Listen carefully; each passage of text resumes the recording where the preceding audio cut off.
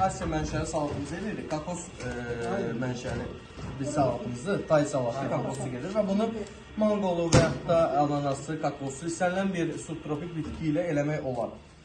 Bunun tərkibinin, sosunun tərkibi bal, soya sosu və pul biber və limon suyundan ibarətdir. Limon suyu buradakı balın turşuluğunu öldürür və kakosumuzun, mangonun çox şirin dadını neytrallaşdırır. Kakosu eləməyimizin səbəbi odur ki, biz bu dərsimizdə meyvə tərkibli yeyilən bir şeyləri salatımızın içərisinə əlavə edib, mango tərkibli yeyilən bir şeyləri salatın içərisinə əlavə edib işlətməyimizdən gedir. Və bunu doğradığımız zaman biz nazik slice şəklində bu şəkildə doğrayırıq salatımızın üzərinə. Və əlimizlə də bunu xırdalayırıq. Niyə görə? Salatda yeyilən zaman daha gözəl olsun. Həm də bu sizin doğramağınız üçün daha idealdır. Bu jülyen doğramanı sizə başa salacaqlar ki, jülyen doğrama bu cür olur. Və salatımıza bunlar əlavə olunur.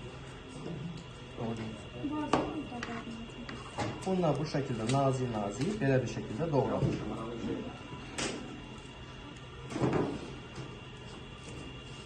Bu zəhmətimize bunu sən doğra. Sən də boş bir gördün. Hə? Sən də bunu doğra. Elini gördünüz mü doğradın?